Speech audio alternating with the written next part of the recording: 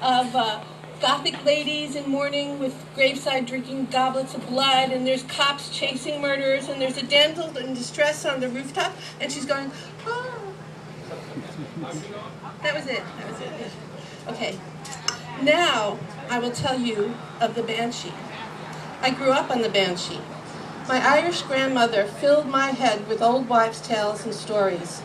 Our particular Banshee, because she has many guises, was a beautiful woman with a golden comb in her hair. She appeared to those beloved their beloved is about to die. She knew them, and she could even appear as that person. So, when I was in my 20s, I was sitting in a pool on a hillside in Malibu, California in a bikini. This was 40 years ago, so don't worry about that vision. And a friend of mine came out and said that I had a phone call. I was amazed because I'd only been invited to this place for the first time ever that day. It was my parents' best friend calling from New York. They had been hit by a truck in their tiny honeybee car and were both in critical condition. I grabbed the red-eye back to New York, and when I say red-eye, I meant that I was terrified to close my eyes for one single second. I was absolutely sure that if I should fall asleep and then open my eyes and saw either one of my parents or a beautiful woman with a comb, it meant that they had died. And I couldn't bear that. So I stayed awake, and they survived, barely. My father flatlined. He told me later he saw the beautiful white light, and he found himself back in Ireland and welcomed into the loving arms of his mother Kitty, who had passed away. He was so happy, so full of joy to see her, but soon Kitty told him he had to go back, and he had to bring his son and daughter to walk back the main streets of his hometown, Banagher. This caused my father great sadness. He didn't want to leave, but then he heard voices, doctors and nurses. Save the man, they said. The woman is gone. And he remembered thinking, the hell she is. They both survived, and they both lived for another 30 years. And I believe that it was my faith and my prayers that kept the Banshee away that night. The Banshee is a female spirit, an omen of death, a messenger from the underworld, whose wail is often heard when someone is about to die. In Scottish Gaelic mythology, she's seen washing the blood-stained clothes or armor of those who are about to die in battle. The origin of the Banshee are ancient. In old Ireland, when a person died, a woman would sing a lament for the funeral, especially of eminent people in the community.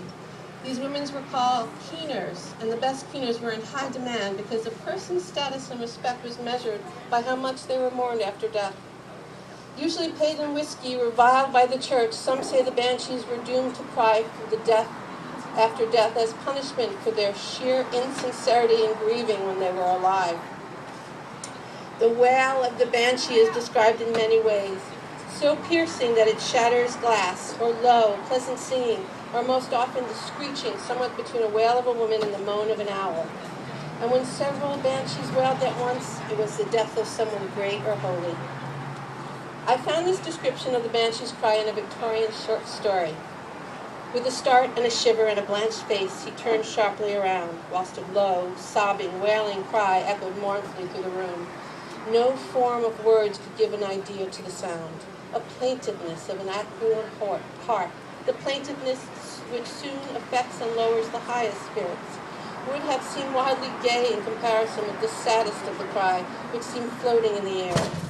As the summer wind comes and goes amongst the trees, so mournful wail came and went, came and went. It came in a rush of sound, like a gradual crescendo managed by a skilled musician, and died away in a lingering note, so gently that the listener could scarcely tell the exact moment when it faded into silence. This death messenger followed the Irish and their descendants around the world.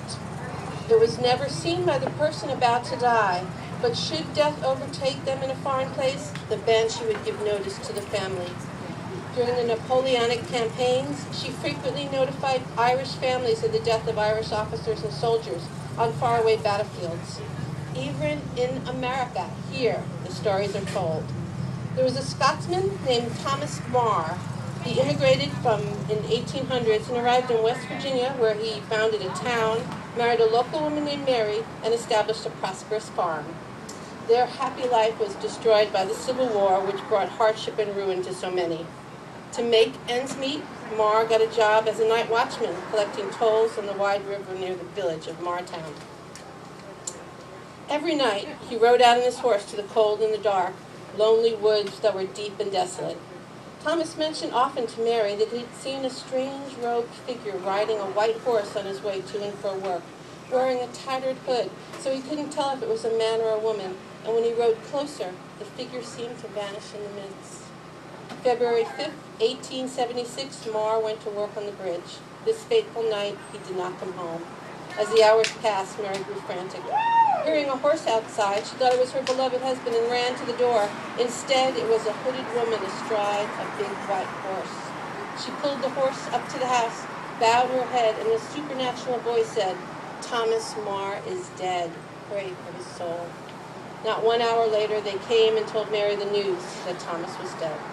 No one knows how he met his end to this day. Mary died many years later at the age of 90. As Mary's corpse was laid out in her house, the cries and the shrieks of the Banshee were heard by a dozen mourners.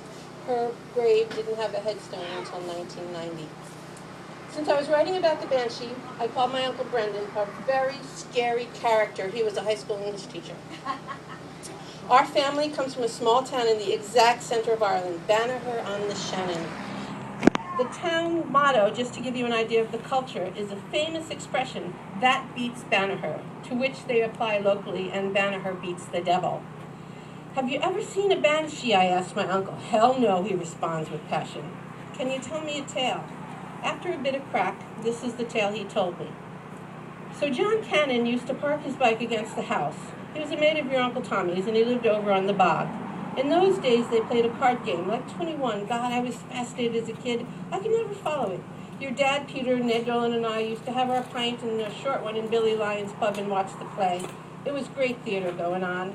There was this woman who played every night, person like a trooper, a great card player she was. You played partners, and your partner sat across the table, and it was a pisser watching the communication going on between the two. So, at John Cannon's house, there was a standing game every week. This time, the winner would get a goose. They got goose instead of turkey over there for their holiday dinner. And this time, a stranger came and sat in on the game. Here's another digression, and believe me, it has absolutely nothing to do with the story. In Irish culture, don't you know, hospitality is not the same as it is here. It is not what they call their service industry. It's a way of life. In ancient Ireland, if a king did not show proper hospitality, a poet would mock him in verse and he could be dethroned. I assure you, in Ireland today, 2014, nothing has changed. Should you be shamed forever and given the cold shoulder by the whole town, would you not offer a cup of tea to anyone to cross your door? What would people think? So Brenda continued. So the stranger came in with the McNallys, you know, the ones from up the hill, and McNally's partners with the stranger, sitting across the table from them, and they win it all around. This does not go over with everyone.